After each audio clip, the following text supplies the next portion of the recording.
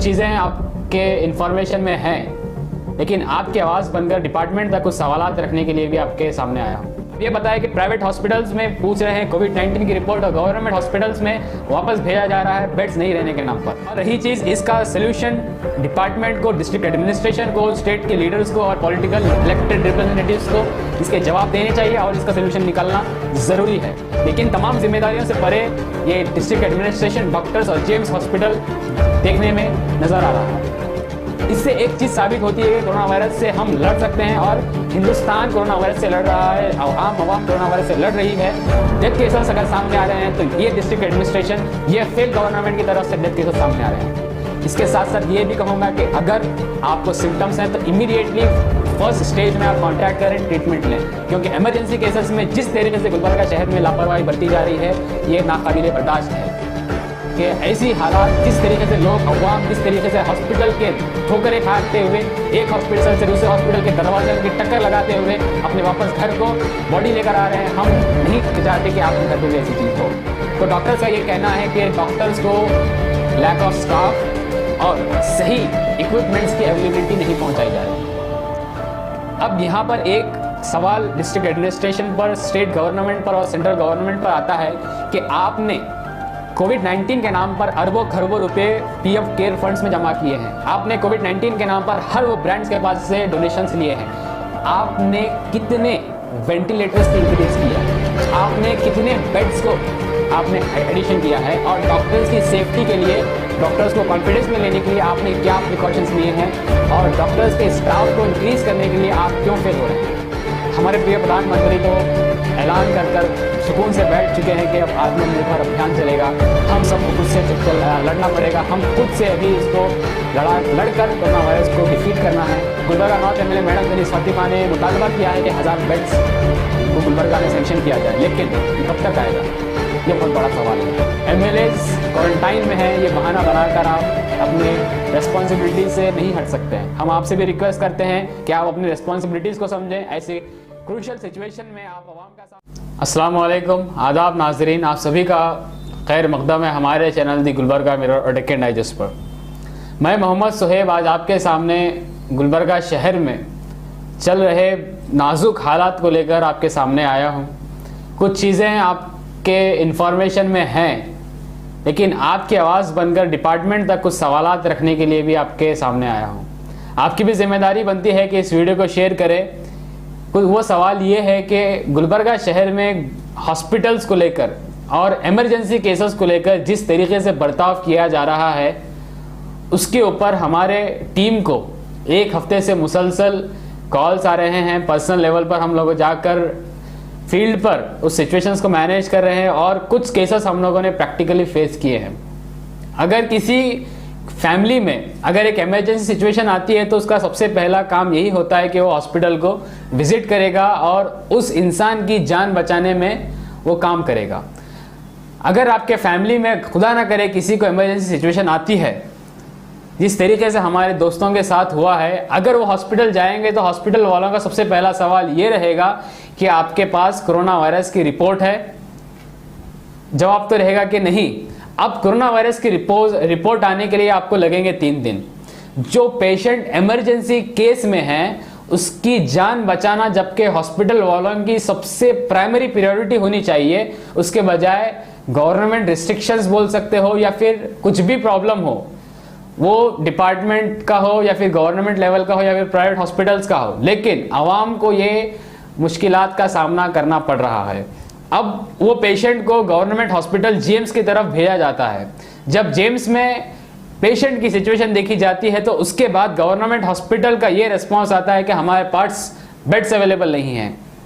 जबकि कोविड-19 पिछले 4-5 महीनों से डिपार्टमेंट को ये चाहिए था कि बेड्स की लिमिट्स को बढ़ाई जाए, वेंटिलेटर्स को इंक्रीज किया जाए, लेकिन एक हफ्ते से मुसलसल जेम्स से कई पेशेंट्स को बेड्स नहीं रहने के नाम पर भेजा जा रहा है दूसरे हॉस्पिटल्स को। अब ये बताया कि प्राइवेट हॉस्पिटल्स में पूछ रहे हैं कोविड-19 की रिपोर्ट और गवर्नमेंट हॉस्पिटल्स में वापस भेजा जा रहा है बेड्स नहीं रहने के नाम पर। तो आए दिन मुसलसल लोगों को इस परेशानी का सामना करना पड़ रहा है। और रही चीज़, इसका सल्यूशन डिपार्टमेंट को, डिस्ट्रिक्ट एडमिनिस्ट्रेशन को, स्टेट के लीडर्स को और पॉलिटिकल इलेक्टेड रिप्रेजेंटेटिव्स को इसके जवाब देने चाहिए और इसका सोल्यूशन निकालना ज़रूरी है।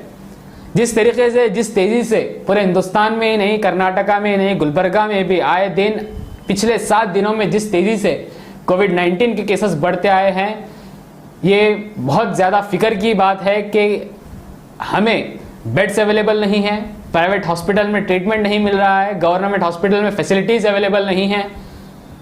इसके साथ साथ आप यकीन ना मानेंगे कि पिछले 6 से 7 दिन में मेरे पर्सनल कांटेक्ट में या फिर मेरे पर्सनल इंफॉर्मेशन में कई लोगों की डेथ इस वजह से हुई है कि उन्हें इमरजेंसी सिचुएशन पे सही ट्रीटमेंट नहीं मिला है। कोविड से कितने डेथ हो रहे हैं वो अलग चीज़ है, कोविड के नाम पर जिम्स हॉस्पिटल में एडमिट कर जिस तरीके से बर्ताव पेशेंट के साथ किया जा रहा है वो अलग चीज़ है। आप गवर्नमेंट सेक्टर में रहकर गवर्नमेंट डॉक्टर्स हो या फिर प्राइवेट जिम्स के हॉस्पिटल के डॉक्टर्स हो, वहाँ का डिपार्टमेंट हो, वो जिस तरीके से पेशेंट के साथ बिहेव कर रहे हैं, वो पेशेंट का अगर आप रिव्यू सुनेंगे वो भी एक हैरत की बात रहेगी। ये सारी चीज़ें अलग, लेकिन इमरजेंसी सिचुएशंस पर पेशेंट को ट्रीटमेंट नहीं मिलने पर कई डेथ हमें लास्ट हफ्ते सामने देखने को मिले हैं। एक केस आपको सामने सुनाता हूं कि बहुत सीरियस ब्रेथलेसनेस का सिचुएशन था, उसको जेम्स में एडमिट किया गया। जेम्स में एडमिट करने के बाद उसको आईसीयू में एडमिट किया गया। आईसीयू में एडमिट करने के बाद उस पेशेंट से फैमिली वालों का कुछ भी कांटेक्ट नहीं था। यहाँ से नीचे से खाने के लिए टिफ़िन भेजा जा रहा है, लेकिन टिफ़िन उस पेशेंट तक नहीं पहुँच रहा है। अब फैमिली वाले ये इत्मीनान से हैं कि वहाँ पर पेशेंट का इलाज हो रहा है, लेकिन वहाँ पेशेंट का इलाज सिर्फ ऑक्सीजन पर रखा गया है, कुछ ट्रीटमेंट दी जा रही है, लेकिन उस पेशेंट तक खाना नहीं पहुँच रहा है। जब ये बात हमारी नज़र में आई तो जब हमने डॉक्टर से बात करने की कोशिश की तो उसके बाद टिफ़िन पेशेंट तक पहुँचा, लेकिन अभी भी पेशेंट खाना नहीं खाया है। ये सारी चीज़ें सामने आई। जब हमने डॉक्टर से बात की तो डॉक्टर का ये कहना है, मल्टीपल डॉक्टर से हमने कंसल्ट किया तो डॉक्टर्स ये कह रहे हैं कि यहाँ पर स्टाफ की कमी है। कुछ डॉक्टर्स ये कह रहे हैं कि हम खाना किस तरीके से खिलाएं पेशेंट को, जबकि ये हमारे जान के ऊपर रिस्क है।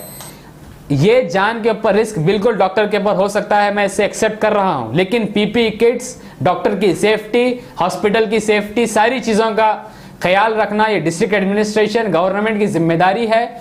इस जिम्मेदारी के साथ पेशेंट की जान बचाना ये डॉक्टर्स की जिम्मेदारी है, लेकिन तमाम जिम्मेदारियों से परे ये डिस्ट्रिक्ट एडमिनिस्ट्रेशन, डॉक्टर्स और जेम्स हॉस्पिटल देखने में नज़र आ रहा है। अब इसका सोल्यूशन क्या होगा? डिस्ट्रिक्ट एडमिनिस्ट्रेशन को, इलेक्टेड रिप्रेजेंटेटिव्स को निकालना ज़रूरी है, वरना आने वाले दिनों में गुलबर्गा के लोगों को और भी बहुत ज़्यादा सीरियस सिचुएशन से फेस करना पड़ सकता है। और मैं इसके साथ साथ गुलबर्गा के सोशल ऑर्गेनाइजेशंस, पॉलिटिकल ऑर्गेनाइजेशंस और सोशल एक्टिविस्ट ऑर्गेनाइजेशंस और सोशल एक्टिविस्ट से रिक्वेस्ट करूंगा कि इसके ऊपर आप कंसंट्रेट करें। जिस तरीके से लॉकडाउन में फूड किट्स, राशन किट्स बांटकर आप लोगों ने लोगों की मदद की है, इसी तरीके से इस संजीदा मामले में भी आप आगे बढ़ें, ऑक्सीजन सिलेंडर्स की अवेलेबिलिटी लाएँ और इलेक्टेड रिप्रेजेंटेटिव्स और डिस्ट्रिक्ट एडमिनिस्ट्रेशन से इसका सवाल पूछें। गुलबर्गा में ओवरऑल 46 डेथ्स हुई हैं, जिसको कोविड-19 से कहा जा सकता है, लेकिन वहाँ पर जिम्स हॉस्पिटल में जिस तरीके से पेशेंट के साथ ट्रीटमेंट किया जा रहा है, मैं तो ये कह सकता हूँ, लोगों का ये कहना है कि कोरोना वायरस से नहीं, वहाँ के लैक ऑफ ट्रीटमेंट की वजह से ये सारी चीज़ें हो रही है। तो इसको इम्प्रूव करने के लिए, बेड्स अवेलेबिलिटी इंक्रीज करने के लिए, गुलबर्गा में इमरजेंसी केसेस को टैकल करने के लिए डिस्ट्रिक्ट एडमिनिस्ट्रेशन क्या इक़दाम उठाएगा, क्या स्टेप्स लेगा, इसका जवाब देना बेहद और बिल्कुल बहुत ज़रूरी है। इसके साथ साथ मैं आवाम से भी दरख्वास्त करता हूँ कि आए दिन हमने, स्पेशली हमारी टीम ने कोरोना वायरस को लेकर वीडियोस बनाने से एहतियात किया था। वजह यह है कि लोग ये कह रहे हैं कि कोरोना वायरस को लेकर डराया जा रहा है। नहीं, कोरोना वायरस से डरना नहीं है, हमको कोरोना वायरस से लड़ना है। अगर हम कोरोना वायरस से लड़ेंगे तभी हम कोरोना वायरस से जीत सकेंगे। इसके साथ साथ मैं आवाम से ये दरख्वास्त करता हूँ कि ये हालात गुलबर्गा शहर में चल रहे हैं। खुदा ना करे अगर आपकी लापरवाही से किसी एक भी आपकी फैमिली में अगर कोरोना वायरस सस्पेक्टेड केस निकलेगा तो आपको भी, आपके फैमिली वाले को भी, उस बंदे को भी ये सारे तमाम हालत से गुजरना पड़ेगा। समझिए, खबरदार हो जाइए। हालात आने से पहले हालात को समझिए और लड़ना है आपको, डरना नहीं है। लड़ने के लिए सोशल डिस्टेंसिंग, मास्क, तमाम चीज़ों का आपको यूज़ करना ज़रूरी है। एक चीज़ मैं आपको बताता चलूँ, पूरे हिंदुस्तान में 1.12 मिलियन कोरोना केसेस हुए हैं। रिकवर्ड कितने हुए हैं? 7 लाख से ज़्यादा। रिकवरी रेट अबव 60% है। उसके बाद एक्टिव केसेस बहुत कम है। डेथ केसेस ओनली 27,000 हैं। अगर मिलियन का रेशियो देखेंगे तो परसेंटेज में डेथ केसेस कोरोना वायरस को लेकर बहुत कम है। इससे एक चीज साबित होती है कि कोरोना वायरस से हम लड़ सकते हैं और हिंदुस्तान कोरोना वायरस से लड़ रहा है, आम आवाम कोरोना वायरस से लड़ रही है। डेथ केसेस अगर सामने आ रहे हैं तो ये डिस्ट्रिक्ट एडमिनिस्ट्रेशन, ये फेल गवर्नमेंट की तरफ से डेथ केसेस सामने आ रहे हैं। ये भी कहूंगा कि अगर आपको सिम्टम्स हैं तो इमीडिएटली फर्स्ट स्टेज में आप कांटेक्ट करें, ट्रीटमेंट लें, क्योंकि इमरजेंसी केसेस में जिस तरीके से गुलबर्गा शहर में लापरवाही बरती जा रही है ये नाकाबिले बर्दाश्त है। बिल्कुल इसको बर्दाश्त नहीं किया जा सकता है। हम अल्लाह से दुआ करते हैं कि ऐसी हालात, जिस तरीके से लोग अवाम जिस तरीके से हॉस्पिटल के ठोकरें खाते हुए एक हॉस्पिटल से दूसरे हॉस्पिटल के दरवाजे की टक्कर लगाते हुए अपने वापस घर को बॉडी लेकर आ रहे हैं, हम नहीं चाहते कि आपके घर पे भी ऐसी चीज़ हो। तो इसके लिए आपको लड़ना है। और एक रिपोर्ट आज कर्नाटका गवर्नमेंट ने पब्लिश की है कि पिछले 7 दिन में 23,000 केसेस कर्नाटका में आए हैं, जिसमें से मोर देन 77% केसेस असिम्प्टोमेटिक हैं। गुलबर्गा शहर का अगर रिकॉर्ड लिया जाए तो 76% केसेस असिम्प्टोमेटिक हैं। तो आप अंदाज़ा लगाएं इससे कि असिम्प्टोमेटिक पेशेंट्स को भी कोरोना पॉजिटिव निकल रहा है। आप ये नहीं कहकर लापरवाही बरत सकते हैं कि मुझे सिम्टम्स नहीं है, मैं कहीं भी घूम सकता हूँ, मैं जवान हूँ, मैं कहीं भी घूम सकता हूँ, मेरी इम्यून सिस्टम अच्छा है, मैं कहीं भी घूम सकता हूँ।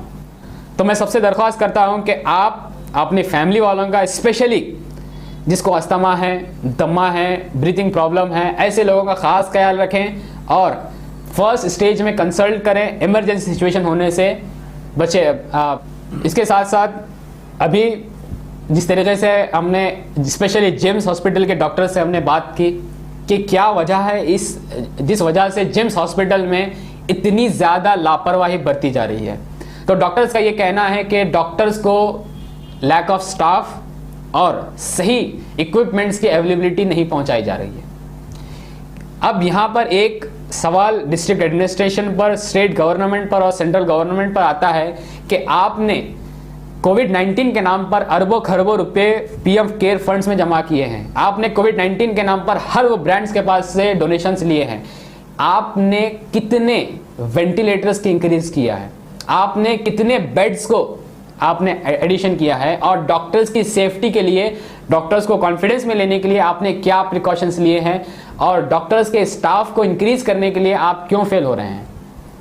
वजह तो ये बनती है कि अगर एक एग्जांपल के तरीके से मैं आपको समझाऊं कि अगर जंग चल रही है बॉर्डर पर, उस वक्त आपका सिपाही हॉलिडे लेकर घर पे आ रहा है, वो नहीं चाहता कि जंग लड़े, तो कैसी बात हो सकती है। इसी तरीके की सेम सिचुएशन राइट नाउ हमारे कोरोना वॉरियर्स डॉक्टर्स के ऊपर है। Doctors they are also fighting war, वो भी एक जंग लड़ रहे हैं। ऐसी सिचुएशन में मैं डॉक्टर से रिक्वेस्ट करता हूं, आपका ये सिचुएशन वार का है, आप वार के वक्त में आपके रिस्पॉन्सिबिलिटी छोड़कर, रिजाइन देकर घर में नहीं बैठ सकते। आप रिक्वेस्ट करें, आप लड़ें, आप फाइट करें गवर्नमेंट से कि हमें तमाम सहूलतें मुहैया करें। और आप डॉक्टर्स की बहुत बड़ी रिस्पॉन्सिबिलिटी है हमारी कम्युनिटी को ऐसे क्रिटिकल सिचुएशन में सपोर्ट करने के लिए। हर बार हम आर्मी वालों को सैल्यूट करते हैं, लेकिन कोरोना वॉरियर्स कोरोना वार से लड़ने में सबसे फर्स्ट स्टेज में सब पूरा हिंदुस्तान जानता है, पूरा वर्ल्ड जानता है कि डॉक्टर्स फाइट कर रहे हैं। ये भी एक हमारे सिपाही से हमारे प्रोटेक्शन करने में सबसे आगे हैं। तो मैं डॉक्टर से रिक्वेस्ट करता हूं, क्योंकि एक रिपोर्ट ये बताती है कि कर्नाटका में 30% से ज़्यादा डॉक्टर्स ने रिज़ाइन दिया है अपने कोरोना वायरस से डरते हुए। बहुत सारे डॉक्टर्स को पॉजिटिव भी आ रहा है। दिल्ली में 100 प्लस डॉक्टर्स को कोरोना पॉजिटिव निकला है। बहुत सारे रिपोर्ट सामने आ रहे हैं, लेकिन डॉक्टर्स आप बेहतर जानते हैं कि आपको पॉजिटिव आया है तो आप रिकवर होकर वापस आप आ सकते हैं। उसके साथ साथ पुलिस डिपार्टमेंट का भी हम शुक्रिया अदा करते हैं। जिस तरीके से आप सक्सेसफुल लॉकडाउन इम्पोज करने में हमारे ख्याल रखते हुए आप लोगों ने अपनी जान जोखिम में डालकर रोडों पर निकलकर लॉकडाउन सक्सेसफुल इम्पोज करने में आपने बहुत ज़्यादा फाइट किया है। इसके साथ साथ हमने ये भी देखा है, बहुत सारे सोशल मीडिया पे वीडियोस वायरल हो रहे हैं, अगर कोई कोरोना वायरस का अफेक्टेड पेशेंट हॉस्पिटल आने से टकरा रहा है, डर रहा है, तो उस टाइम पे पुलिस डिपार्टमेंट, पुलिस ऑफिसर्स ने जाकर उनको समझाया है और उस चीज़ को समझाते हुए उन्होंने हॉस्पिटल में एडमिट किया है, जिसके लिए हम पुलिस डिपार्टमेंट को भी सैल्यूट करते हैं। पुलिस डिपार्टमेंट भी बहुत अच्छा रोल निभा रहा है। इसके साथ साथ मैं पुलिस डिपार्टमेंट के बिहाफ में सेंट्रल गवर्नमेंट, स्टेट गवर्नमेंट से दरख्वास्त करता हूं कि आप पुलिस डिपार्टमेंट के लिए भी ज़्यादा सेफ्टी का ख्याल रखें, क्योंकि डॉक्टर्स पेशेंट का जब ट्रीटमेंट करते हैं तो कंप्लीट पीपी किट्स पहन कर ट्रीटमेंट करते हैं। एटलीस्ट डॉक्टर्स को आप N95 मास्क प्रोवाइड करें, सैनिटाइजर्स प्रोवाइड करें और इनके लिए, इनकी इम्यूनिटी सिस्टम्स के लिए इनको टैबलेट्स प्रोवाइड करें। जो भी इनका प्रिकॉशनरी मेडिसिन होते हैं, आप स्टेट गवर्नमेंट से और स्पेशली मैं गुलबर्गा डिस्ट्रिक्ट एडमिनिस्ट्रेशन से रिक्वेस्ट करता हूं कि पुलिस डिपार्टमेंट वालों का भी ख्याल रखें। क्योंकि हमने देखा है कि कुछ पुलिस स्टेशंस के ऑफिसर्स को, कांस्टेबल्स को पॉजिटिव आने के बाद पूरा पुलिस डिपार्टमेंट थोड़ा सा डर सा सहमा सा गया था, लेकिन वो भी बहुत ज़्यादा रियल फाइटर्स हैं, रियल वॉरियर्स हैं। इतना होने के बावजूद भी हम सबका ख्याल रखते हुए आज मैदान में आकर लड़ रहे हैं। हम कोरोना वायरस से लड़ रहे हैं। हमारे प्रिय प्रधानमंत्री तो ऐलान कर सुकून से बैठ चुके हैं कि अब आत्मनिर्भर अभियान चलेगा, हम सबको खुद से लड़ना पड़ेगा, हम खुद से अभी इसको लड़कर कोरोना वायरस को डिफीट करना है। इसमें department, central government, state government, फिर से इन्हीं का सवाल आता है। उसी के साथ साथ इलेक्टेड रिप्रेजेंटेटिव्स का ये बहुत बड़ा काम होता है ऐसी सिचुएशन में कि वो स्टेट गवर्नमेंट से, सेंट्रल गवर्नमेंट से लड़कर अपने डिस्ट्रिक्ट के लिए फंड्स लाएं, अपने डिस्ट्रिक्ट के सहूलत के लिए आप काम करें। Gulbarga north MLA madam Kaneez Fatima ने मुतालबा किया है कि 1000 बेड्स को गुलबर्गा में सेंक्शन किया जाए, लेकिन ये कब तक आएगा, ये बहुत बड़ा सवाल है। हम उम्मीद करते हैं कि गुलबर्गा MLA मैडम लड़ेंगे, फाइट करेंगे और गुलबर्गा के ऐसे संजीदा हालात में, ऐसे क्रिशियल सिचुएशन में आप कुछ ना कुछ बड़ा इकदाम लेंगे और गुलबर्गा की अवाम के लिए एक बहुत बड़ा मेडिकल सपोर्ट करेंगे। हम MLAs क्वारंटाइन में हैं, ये बहाना बनाकर आप अपने रेस्पॉन्सिबिलिटीज़ से नहीं हट सकते हैं। हम आपसे भी रिक्वेस्ट करते हैं कि आप अपनी रेस्पॉन्सिबिलिटीज़ को समझें। ऐसे क्रूशियल सिचुएशन में आप अवाम का साथ दें और अवाम आपका भी साथ देगी।